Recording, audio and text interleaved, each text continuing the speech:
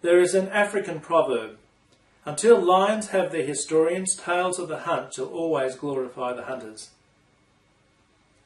History is an ideological meditation on the past.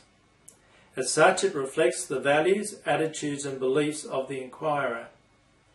Our understanding of past events is therefore conditioned by the values that we as individuals and as society adhere to.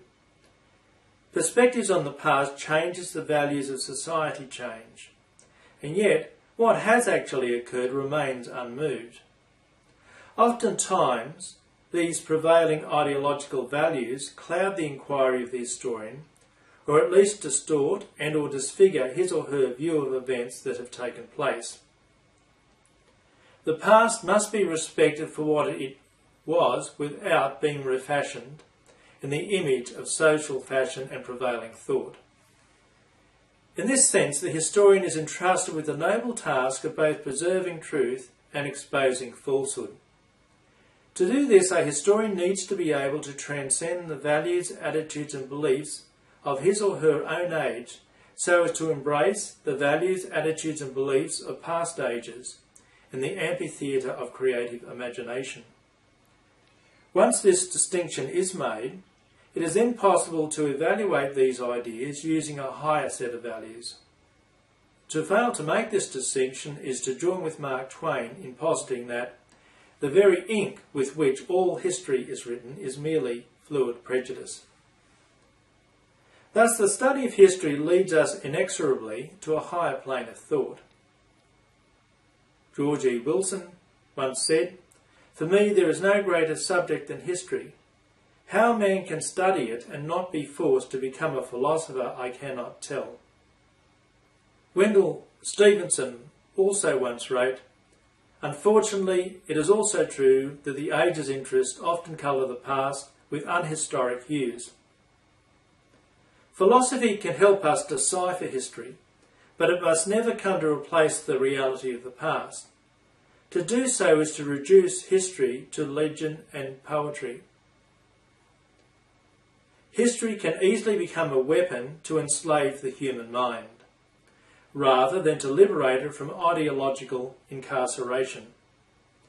Fidelity to truth acts as an anchor that helps to hold the ship of history fast in a sea of competing ideologies and vested interest. Otherwise, as Jasmaine West wrote, the past is really almost as much a work of the imagination as the future. Bill Vaughan also writes, "It might be a good idea if the various countries of the world would occasionally swap history books, just to see what other people are doing with the same set of facts."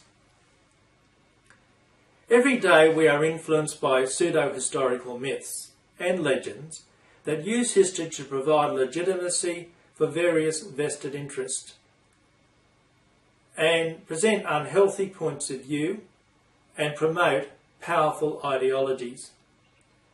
Popular history is, thus, in many ways, a tool of cultural imperialism. Its role is to morally legitimise the prevailing ideology, to whitewash its rise to power, and to blacken those who have opposed it.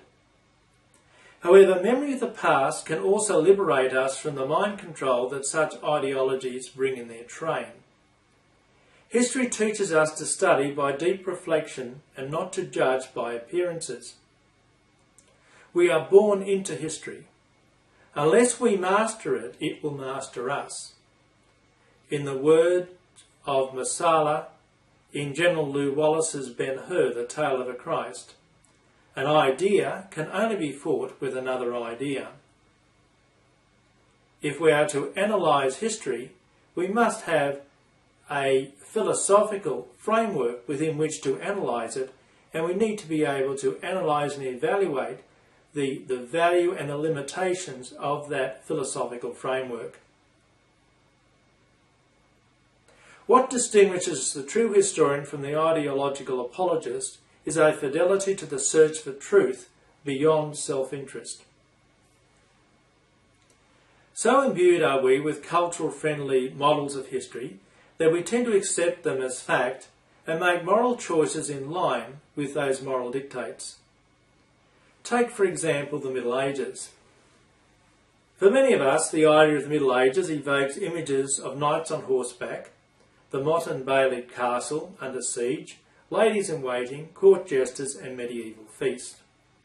Few are aware that the notion of a Middle Age or medievum was a label developed by the Italian writer Petrarch in the 1400s. Petrarch was a leading force in the Renaissance movement that was gaining currency throughout the Italian peninsula at this time.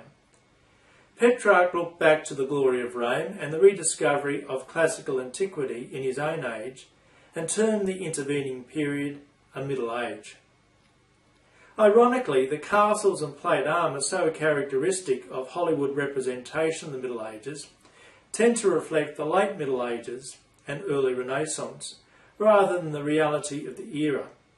Another example of historical distortion. Is the concept of the Middle Age a meaningful division of history? There was an enormous amount of change between the fall of the Western Roman Empire in AD 476 and the Renaissance 1,000 years later. It is somewhat like lumping together the Norman conquest with World War II. The concept of a Middle Age was given a life beyond that envisioned by its original Renaissance architect when it became useful in the Reformation debates a century later. Here, the Middle Age conveniently coincided with the rise of Roman Catholicism as a force in European affairs. Moreover, it coincided with the meshing together of Roman and Germanic culture that gave rise to manorialism and aristocratic feudalism.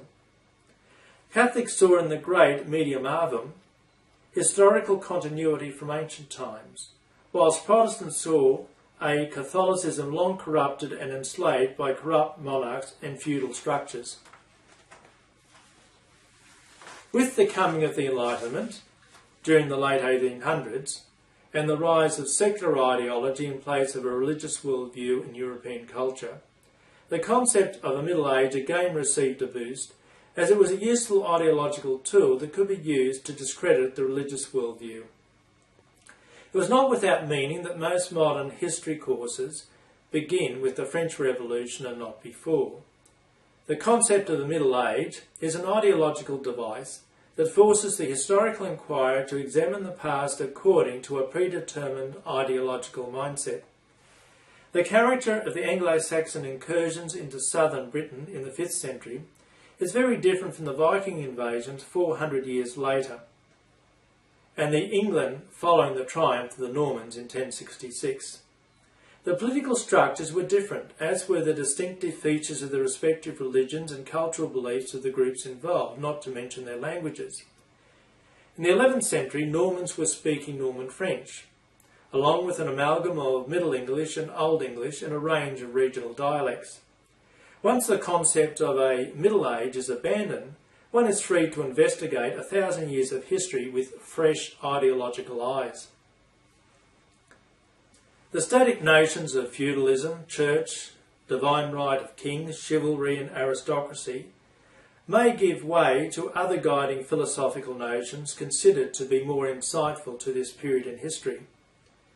A history that deals almost exclusively with kings and queens and the rights of succession and ignores the great host of greater humanity is skewed from the start.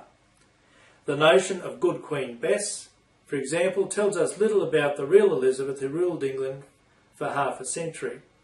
But it does tell us a lot about the political and cultural aspirations of the hagiographers in the form of historians. Napoleon Bonaparte once wrote that history paints the human heart.